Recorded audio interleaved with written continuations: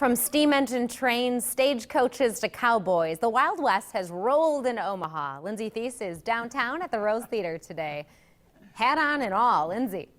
Hat on in front of the steam engine train that you mentioned and all. This is one of the really cool things that I like about the Rose when we do stories here, Jen, is that it's a children's theater. So they always try to add some sort of lesson. And this one has a real life history lesson. It's all about Buffalo Bill. I'm here with Robbie. You're in the cast. Robbie, I have to admit, I didn't know that Buffalo Bill was real. I think I might have just been living under a rock. Felt the same way. Let alone had like ties to Omaha. Very neat. Did you learn some things as you were working on the show? I did. I also thought Buffalo Bill was not, I mean, he's so, there's so many tall tales. Right. And so we actually, our first day of rehearsal, we actually watched an entire documentary finding out that he took this Wild West show around the entire nation and was scouted for like leaders in Russia and like did all this crazy stuff and donated all of his money to helping people. Wonderful. And made a whole hotel named after his daughter. And it started all right here in Omaha. All right here in Omaha. Go figure. Well,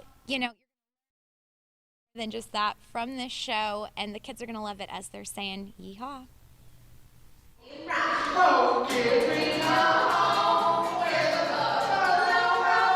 In 1883, the first ever vaudeville Western show, Buffalo Bill's Wild West Show, was launched in Omaha, Nebraska. I hoped that this show would sort of reignite children's interest in cowboys. More than 130 years later, on stage at the Rose in downtown Omaha, Omaha playwright Max Sparber is bringing history to life through a play for kids called Buffalo Bill's Cowboy Band. I work at the Douglas County Historical Society as a researcher, so I often find stories that seem like they'd be good. For I am Buffalo Bill.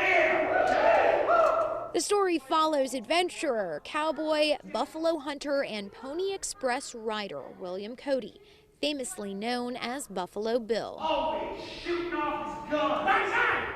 As he travels with his daughter Irma Cody to the Brownell Talbot Finishing School in Omaha. The script mixes song, old pictures, and cowboy poetry with real history. That he is actually translating original text from Sitting Bull about his experience with the U.S. soldiers and where they're putting them into their reservation. Here we call the best among our passengers. Giving these homegrown artists a chance to share history with a new audience. And everyone has a lot of pride in being able to have families experience this. And back out here live. So Robbie, I gotta ask, what's a harder thing to do when you're performing for those tough critics, those 8-year-olds, or when you're performing and knowing that the guy from Omaha who wrote the play is sitting in the audience? Well, both of them are pretty tough, but I don't know. I think even sitting, and performing in front of the actual playwright is pretty tough, because you gotta get every single word, every single syllable that he wrote down, You gotta get it right. You gotta get it right and stuff, and so even performing in front of the kids gets a little shaky. Oh yeah. Well, you guys did great, and they seemed to have a really fun time with this. So guys, we got a lot more info with this story online. The show runs through February 8th. Jen? All right, thanks. What a fun way to learn some history. Yeah. Last night when I was laying in bed, I just kept thinking, is something breaking around me? Is the wind taking something down? I'll tell you, our trash cans, thank goodness